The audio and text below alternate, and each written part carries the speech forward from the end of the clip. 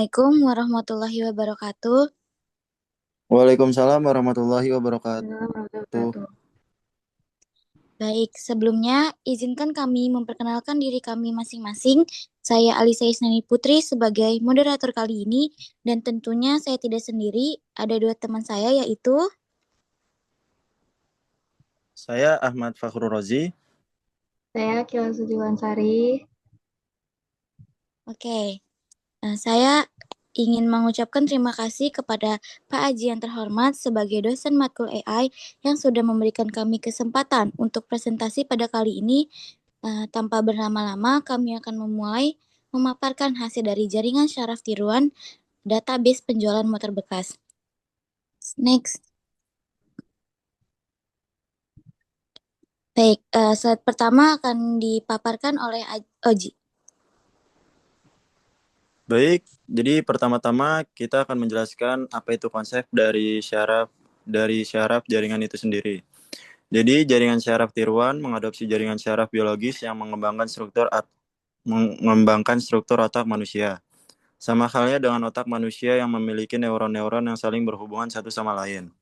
Jaringan syaraf tiruan juga memiliki neuron-neuron yang saling berhubungan satu sama lain dalam sebagai lapisan jaringan. Neuron ini dikenal sebagai node. Jaringan syaraf tiruan merupakan bagian dari kecerdasan buatan yang mencoba untuk meniru jaringan neuron yang membentuk otak manusia, sehingga komputer akan memiliki opsi untuk memahami berbagai hal dan membuat keputusan seperti manusia. Jaringan syaraf tiruan dirancang oleh pemrograman komputer untuk berperilaku seperti sel-sel otak yang saling berhubungan. Jadi selanjutnya tipe jaringan syaraf tiruan. Jaringan syaraf tiruan terdiri dari lapisan input, hidden layer, dan output layer. Yang kedua ada tools untuk modeling jaringan syaraf tiruan, yaitu ada Python, TensorFlow, dan Keras bisa digunakan untuk melakukan proses modeling menggunakan algoritma jaringan syaraf tiruan. Terima kasih. Saya kembalikan kepada moderator. Oke, slide selanjutnya akan dipaparkan oleh saya sendiri, yaitu ada hidden layer. Apa sih itu hidden layer? Hidden layer adalah lapisan neuron buatan yang terletak di antara lapisan masukan dan keluaran jaringan saraf tiruan. Lapisan ini mentransformasikan masukan melalui koneksi berbobot dan fungsi aktivasi untuk membantu jaringan mempelajari pola. Nah, selanjutnya ada red goal yang akan dibahas oleh kita.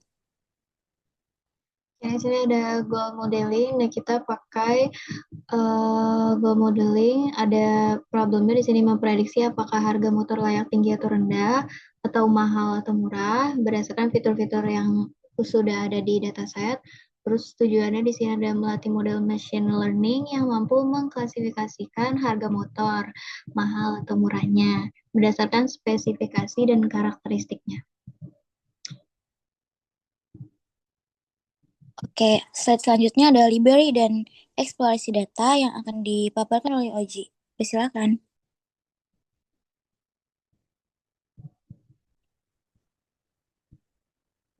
Baik, jadi di sini saya akan menjelaskan eksplorasi data. Jadi pada tahap eksplorasi data, kami mulai dengan melihat isi dataset menggunakan DIFHEAD. Di sini terlihat beberapa baris awal data, seperti model motor, tahun harga, transmisi, odometer, jenis, pajak, konsumsi BBM, dan kapasitas mesin. Ini membantu kami memahami bentuk dan struktur data yang akan diolah.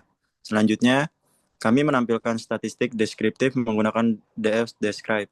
Dari sini kami bisa melihat nilai rata-rata, nilai minimum, maksimum, serta sebaran data untuk setiap kolom numerik. Informasi ini penting untuk mengetahui apakah datanya wajar atau ada nilai yang terlalu ekstrim.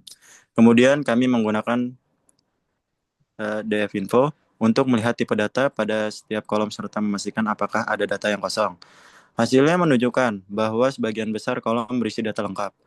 Setelah itu, kami memeriksa missing value dengan DF Isno, SAM, terlihat hanya ada satu missing value pada kolom mesin, dan kolom lainnya lengkap. Terakhir, kami cek apakah ada data duplikat menggunakan DF duplicated, SAM, dan hasilnya adalah 0. Artinya tidak ada duplikasi pada dataset. Terima kasih. Oke, selanjutnya ada data informasi yang akan dipaparkan oleh Kila. Silakan. Selanjutnya ada data informasi. Data ini berisi informasi tentang beberapa motor dengan berbagai fitur seperti model, tahun, transmisi, dan kapasitas mesin. Nah, pada bagian gambar pertama ini kami melakukan pemisahan antara variabel fitur X dan target Y. Nah, variabel target adalah kolom harga yang diubah menjadi nilai 1 dan 0 menggunakan fungsi lambda. Nilai 1 mewakili kategori yes untuk harga yang tinggi dan 0 untuk no untuk harga yang rendah. Setelah itu, saya membagi dataset menjadi data training dan data testing menggunakan fungsi train test split. Tujuannya supaya model dapat belajar dari 80% data training dan kemudian diuji pada 20% data lainnya, testing. Untuk melihat seberapa baik model bisa memprediksi data yang belum pernah dilihat sebelumnya. Dari hasilnya, kami mendapatkan 159 data training dan 40 data testing. Terus gambar kedua di sini ada menampilkan contoh data X-hat, menggunakan X-hat dan Y-hat untuk melihat isi dataset setelah pemisahan. Bagian ini digunakan untuk menampilkan contoh isi data dari data fitur dan target. Di sini terlihat bahwa fitur atau variabel independennya adalah spesifikasi motor seperti model, tahun, transmisi, odometer, jenis pajak konsumsi BBM, dan mesin. Sedangkan variabel target atau label yang ingin diprediksi adalah kolom harga yang sudah berbentuk angka 0 dan 1. Dengan begitu, model akan mempelajari hubungan antara fitur-fitur motor dengan label harga untuk menentukan apakah sebuah motor termasuk kategori harga tinggi atau rendah. Terus gambar ketiga ada gambar ini mempersiapkan data agar bisa digunakan oleh algoritma machine learning. Yang pertama ada identifikasi variabel numerik dan kategorikal. Ini memisahkan kolom numerik dan kategorikal. Terus yang kedua ada transformer untuk variabel numerik. Itu untuk skala data numerik agar memiliki distribusi yang seimbang. Terus yang ketiga ada encoding kategorikal, mengubah data kategorikal menjadi angka binar 0 atau 1. Terus yang keempat ada menggabungkan semua transformasi, yaitu semua kolom diproses sekaligus dalam satu pipeline. Terus yang kelima ada menerapkan ke data, yaitu data latih dan data uji kini sudah dalam format numerik dan terstandarisasi. Sebelum model machine learning digunakan, data harus diproses terlebih dahulu agar berada dalam format yang sesuai. Yang pertama, kolom numerik dan kolom kategorikal diidentifikasi menggunakan select date types. Kolom numerik kemudian distandarisasi dengan standar scalar supaya semua nilai berada pada skala yang sama dan tidak ada fitur yang mendominasi. Terus kolom kategorikal dikonversi menjadi bentuk numerik menggunakan one-hot encoder. Proses ini mengubah kategori misalnya manual dan otomatis menjadi nilai binar 0 dan 1. Setelah itu, kedua transformasi ini digabungkan menggunakan kolom transformer sehingga pre-processing bisa dilakukan otomatis pada semua kolom sekaligus. Terakhir, data yang sudah diolah diubah ke dalam format array dan dicek sejumlah fiturnya. Hasilnya, jumlah fitur meningkat menjadi 25 kolom setelah dilakukan one-hot encoding. Terima kasih, saya kembalikan kepada moderator. Oke, selanjutnya ada model AEN yang akan saya paparkan. Gambar ini menampilkan kode Python atau keras untuk inisialisasi, komplikasi, dan pelatihan model ANM. Nah, yang pertama itu ada inisialisasi model. Model diinisialisasi sebagai model sekuensial yang berarti lapisan-lapisan ditambahkan secara berurutan. Yang pertama itu adalah lapisan input dan tersembunyi pertama. Ini adalah lapisan dense, semua terhubung, memiliki 32 unit neuron, menggunakan fungsi aktivasi ReLU untuk memperkenalkan non-linearitas. Mendefinisikan bentuk input awal, yaitu input shape. Yang kedua adalah lapisan tersembunyi kedua, lapisan densa dengan 18 unit menggunakan fungsi aktivitas sigmoid dengan catatan penggunaan sigmoid ini di lapisan tersembunyi tengah kurang umum dibandingkan relu atau tahun saat ini, tetapi masih bisa dilakukan. Lapisan output tidak terlihat jelas tapi diasumsikan. Lapisan output pasti ada untuk menyelesaikan model kemungkinan dengan 1 unit dan aktivasi sigmoid untuk masalah klarifikasi binar mengingat loss yang digunakan. Terus yang kedua ada komplikasi model, ada optimizer sama dengan Adam. Adam adalah algoritma optimasi yang populer dan efisiensi. Ada loss function, ini sangat mengindikasikan bahwa model ini dibuat untuk tugas klarifikasi binar. Misalnya, ya atau tidak, 0 atau 1, berhasil atau gagal.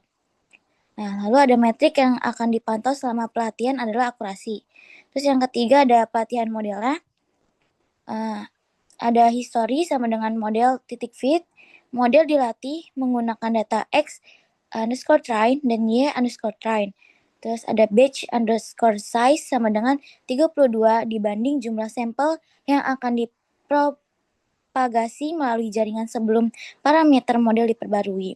Terus ada epoch sama dengan 10 dibanding jumlah keseluruhan interaksi pelatihan pada seluruh dataset. Terus ada validation underscore split sama dengan 0.1 banding 10% dari data pelatihan akan digunakan sebagai data validasi untuk memantau performa model pada data yang belum pernah dilihat selama proses pelatihan. Lanjut, ada slide testing, itu terakhir yang akan dipaparkan oleh Oji. Baik, Next. jadi di sini saya akan menjelaskan tentang testing and interpretation knowledge. Jadi di tahap testing, kami menguji model dengan data uji untuk melihat apakah model bisa memprediksi harga motor dengan benar. Yang pertama, model menghasilkan probabilitas atau peluang untuk setiap data uji.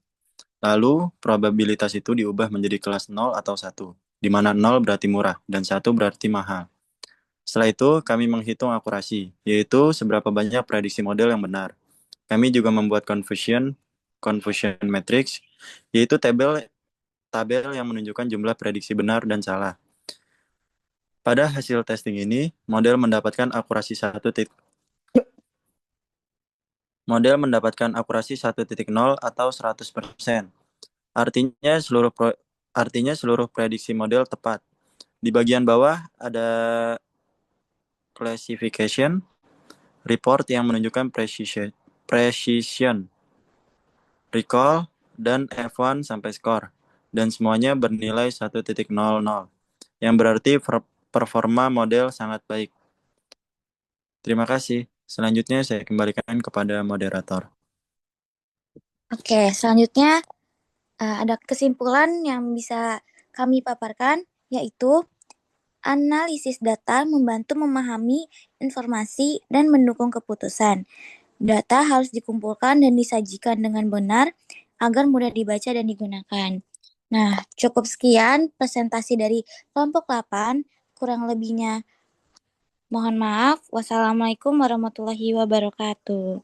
Terima kasih.